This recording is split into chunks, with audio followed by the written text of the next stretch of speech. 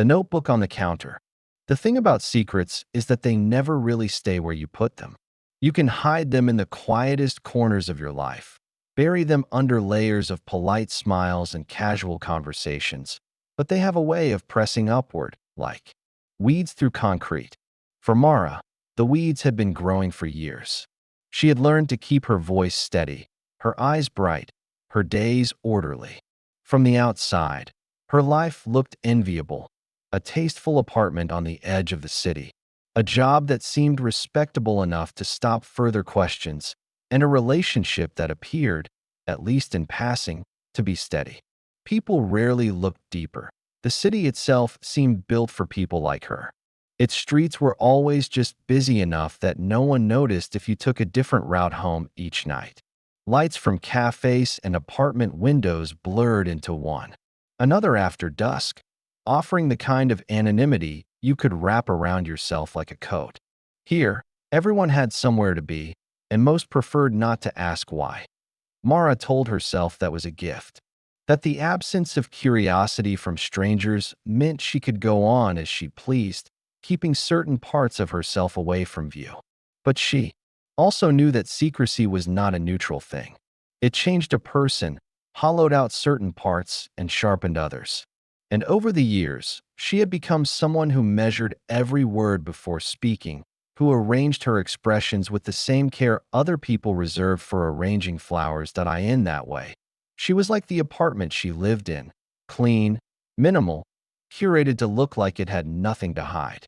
But just as the building's walls hid the tangle of old pipes and wiring beneath, Mara's life hid a second existence, one that slipped into the gaps between her visible routines. She liked to believe that these two versions of herself were separate enough to never touch. One was the Mara her colleagues knew: punctual, efficient, quietly capable. The other lived in shadowed pockets of time, speaking in different tones, wearing different clothes, thinking thoughts she could never allow to drift into her daylight hours. The boundary was firm. She never let them cross, at least, she thought. She didn't. The first sign of trouble was so small she almost didn't notice. A slip of paper, folded twice, left where she couldn't have put it. No handwriting she recognized, no name, just a sentence, short, deliberate, that made her throat tighten. It wasn't an accusation, not exactly. More like a reminder that someone, somewhere, knew a version of her she thought was invisible. From that moment, her days began to take on a subtle tremor. People still saw her smile, still heard her pleasant greetings, still assumed she was the same. But inside, she felt the hairline crack widening, the fragile balance between her two lives beginning to lean. The city's comforting anonymity began to feel like something else entirely, a place where you could be watched without knowing, where eyes might follow you through every streetlight glow and darkened shop window. And the worst part wasn't that she might be discovered. It was the cold, undeniable certainty that whoever had left that note was already closer than she realized. Mara's life had never been chaotic. Even as a child, she'd understood the value of control, not because anyone had taught her, but because she'd seen what happened when people let go of it. Her parents had been unpredictable in the way people are when they're constantly chasing the idea of a better life. One more move to a new city, one more job change, one more plan that would surely work out this time. She learned early that stability wasn't given. It was built, brick by brick, habit by habit, and she swore she would construct hers with no loose edges. By the time she was 34, she had managed it. Her work as a data analyst offered the perfect cover: precise, unglamorous, and impossible for most people to feign interest in. She liked that no one asked about it beyond the polite, "How's work?" Her apartment was decorated in neutral tones, with just enough personal touches to keep it from looking like a furnished rental. She shopped for groceries every Thursday evening, did laundry on Sundays, and could tell you exactly how many minutes it took to walk from her front door to the tram stop. That was the version of herself that the world saw. The other version was more complicated and far less orderly. It began as a quiet experiment in anonymity years ago, online at first, where she could take on a name that wasn't hers, craft a persona that spoke more freely than she ever could. She discovered, to her own surprise, that she could be magnetic when she wanted to be. She told stories, shared fragments of herself, laced with just enough truth to feel real, but never enough to be traced. It wasn't about lies so much as editing, omitting what was dull, softening what was sharp, sometimes inventing what she wished were true. Over time, the online spaces became physical ones, places where she could appear without her usual restraints, where no one knew her face from the office, where her name carried no history. She became adept at slipping in and out unnoticed, learning the unspoken rhythms of rooms and the kind of people drawn to them. In this second life, she wasn't the quiet observer she was at work. She was bolder, more suggestive, even careless at times. She told herself it was harmless, that everyone needed some form of escape, and this was hers. No harm done, as long as she maintained the separation. But the note changed the math that IT arrived on a Wednesday, a day when nothing unusual was supposed to happen. She found it in the inside pocket of her coat while waiting for the tram, a place she never put anything, except her phone and travel card. The paper was smooth, folded with precision. The words, written in tight block letters, said only, "You can't be both forever." No signature, no mark, nothing else. She looked around instinctively, but the crowd was just a blur of winter coats and bowed heads. That night, she turned the note over in her hands for hours. She thought of all the people who might know her well enough to suspect something, but not well enough to know the full truth. Colleagues, unlikely. Neighbors, possible, but improbable. Someone from her other life? That was the answer she kept, circling back to, though it led to an uncomfortable question. How much had they seen, and how long had they been watching? The problem with living two lives was that she had twice as many doors to lock, twice as many loose threads to tuck away. And now, she had to wonder which one had been left open. The note didn't fade from her mind as she expected it might. Instead, it lingered, not as a threat exactly, but as a presence, something she carried with her into every room. It made her suspicious of moments she had once found ordinary. The coworker who seemed to linger at her desk a beat too long. The neighbor who glanced at her mail as she sorted it in the lobby. The stranger in the cafe who looked up from their laptop when she walked in. She caught herself cataloging these encounters, measuring the likelihood of each person being the one who knew. Her second life had never felt dangerous until now. It had felt indulgent, exhilarating, even necessary at times, like a hidden reservoir she could dip into when the rest of her life became too predictable. But with the note came a subtle shift in its texture. The familiar thrill of slipping into another identity was replaced by an awareness of being observed, as if the walls she'd built to separate her worlds were made of glass rather than brick. She tried to pull back. She stayed late at work, skipped her usual weekend excursions into the spaces where her other self thrived. For a while, it almost worked. Her life became narrower, safer, but also unbearably quiet. Without the balance of her double existence, her daylight self began to feel heavier, duller. And with that dullness came resentment, a faint anger toward whoever had disrupted the fragile equilibrium she had maintained for years. Then the second note came that IT was left on her kitchen counter. That detail was enough to send her pulse hammering. The words were the same tidy block letters. "You're slipping." She checked the locks on her doors twice, 3 times. She walked through each room of the apartment, trying to decide if anything had been moved. Nothing was out of place, and that was worse somehow. It meant someone had been in her space without leaving a trace, without disturbing the surface of her carefully arranged life. The idea that it might be someone from her other life seemed less a theory now and more a certainty. She replayed her last visits to those hidden corners of the city, recalling faces that had lingered at the edge of her awareness. She thought of one man in particular, not because he had done anything overtly suspicious, but because he had the kind of stillness that drew her attention without effort. He was the sort of person who never volunteered information but seemed to notice everything. The rational part of her knew she should tell someone, involve the police, change her locks. But those actions would require explanations, and explanations meant unraveling parts of herself she wasn't ready to share. So instead, she began to watch for signs, turning her days into a series of small, private investigations. She varied her routes home. She left lights on in rooms she wasn't using. She started carrying a small notebook, jotting down details that seemed out of place. The sound of footsteps behind her on an empty street, the same unfamiliar car parked near her building 2 days in a row, a shadow moving past her apartment door late at night. But the act of watching didn't bring clarity. It only deepened the sense that her lives were no longer parallel, but converging. The anonymity she had counted on in the city now seemed like camouflage for whoever was drawing closer. She had always believed she was the one in control of her double life, but the notes suggested otherwise. By the time the third note arrived, slipped under her pillow while she slept, she understood something she hadn't dared admit before. She was no longer managing two separate selves. She was being forced into a single one, not of her choosing, where the boundaries had collapsed and everything she'd kept hidden was at risk of exposure.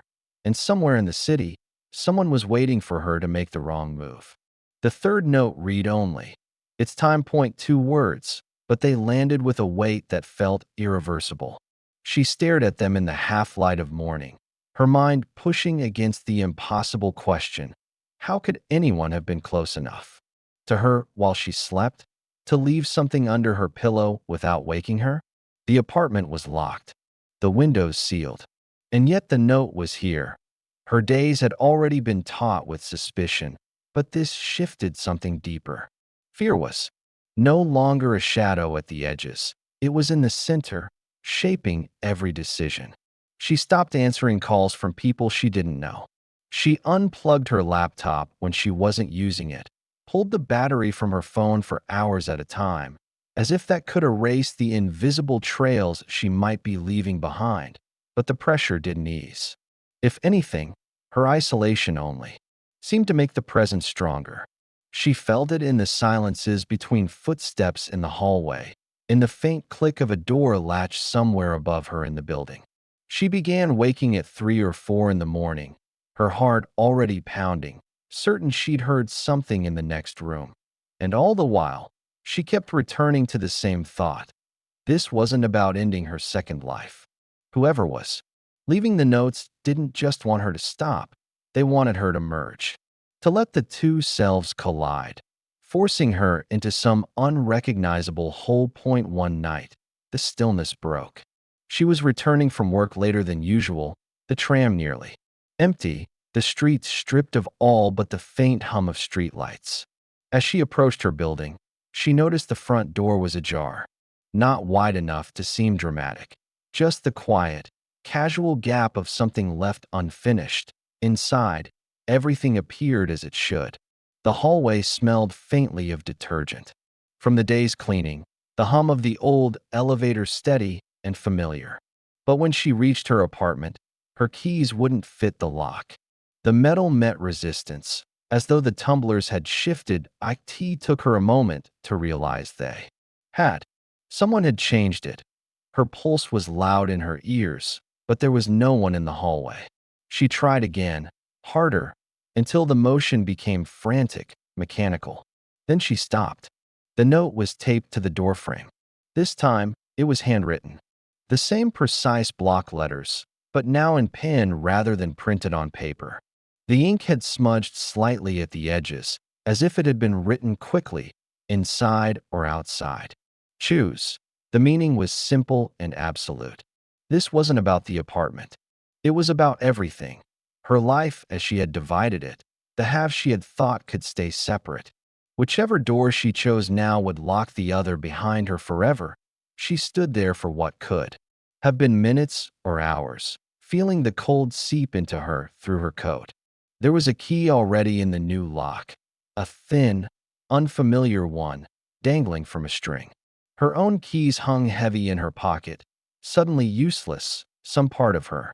The daylight self wanted to turn away, walk down the hall, leave the building, and never return. But the other part, the one that had thrived in the darker spaces, knew this was an invitation she couldn't refuse. Her hand closed around the unfamiliar key. The door gave way with no resistance. The apartment was exactly as she had left it, except for one thing. On the kitchen counter sat a small, black notebook. Not hers, but containing, she saw with a jolt, pieces of her written in it. Phrases she had said in rooms she thought were anonymous. Dates and times that matched her movements in both lives. And on the final page, one sentence in those same block letters. Now there's only one of you. She understood, with a clarity that burned, that her second life was no longer hers to control. It had been folded into her first, made permanent. And somewhere, unseen, the watcher had finally stepped back, because they no longer needed to follow her. She was exactly where they wanted her to be. The black notebook remained on the counter for days. She didn't touch it after that first reading. She didn't throw it away, either.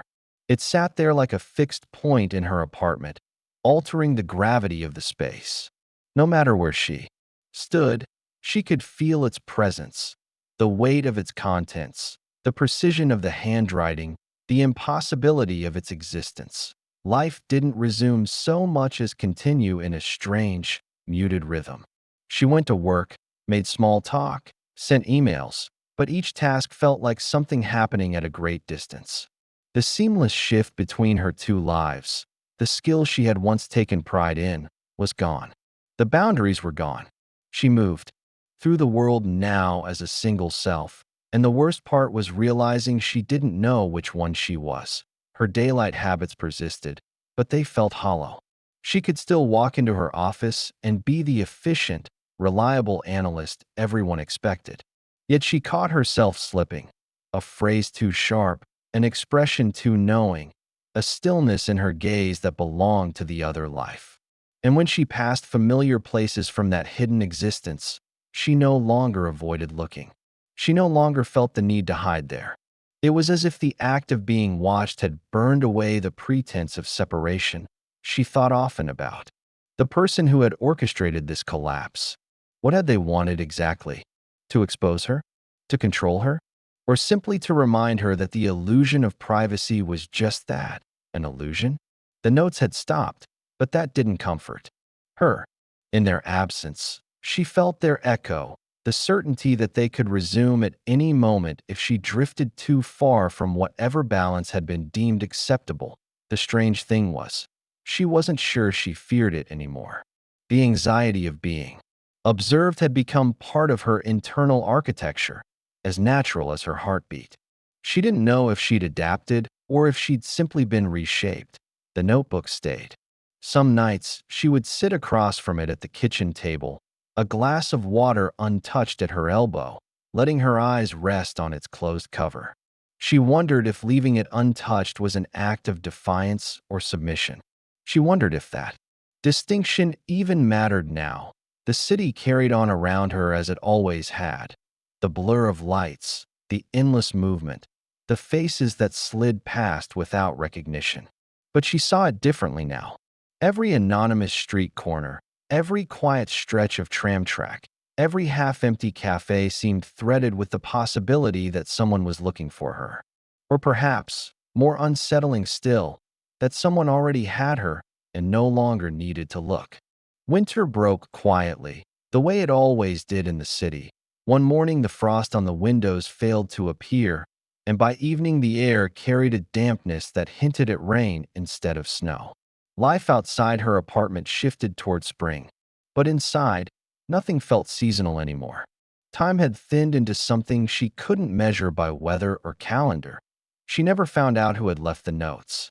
The black notebook stayed exactly where it had been from the first night she saw it, gathering no dust, as if the air itself respected its place.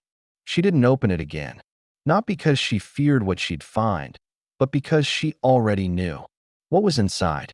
Every page was a reminder that she had been fully seen, not just the surface she presented to each life, but the quiet corners she thought belonged only to herself. For a while, she tried to decide whether she had been broken or freed. The question occupied her in the small hours, when the city was dark and still. In her previous life, or rather, in the two halves of it, there had always been a sense of control, of curating what each world was allowed to see. Now there was no control at all, but also no performance. She was one person, whole in a way she had never been, though it was a wholeness given to her rather than chosen. Some days she missed the split. She missed the game of crossing between selves, the private satisfaction of knowing she could move invisibly between two realities. But there was also a relief in not having to guard the borders anymore. The Watcher, whoever they had been, had dismantled the walls without her consent, and she could never rebuild them. She began to think of the notebook not as a threat, but as a mirror. It reflected a version of her she had never willingly shown, and in doing so, it made that version undeniable. Perhaps that was the point all along, to force her to live without the comfort of her own concealment. And so she kept living. 1. Self. No compartments, no hidden rooms, no spare key tucked away for escape. The anonymity of the city still wrapped itself around her, but it no longer felt protective. It felt like truth, the kind you can't turn away from because it's already inside you. She never heard from the Watcher again. But sometimes, crossing a street at night or pausing under the shadow of a building, she would feel the faintest pulse of recognition, as if some unseen presence was still nearby, not to threaten, not to guide, but simply to witness. And in those moments, she no longer wondered who they were. She only wondered how long they had been there before she noticed. The end.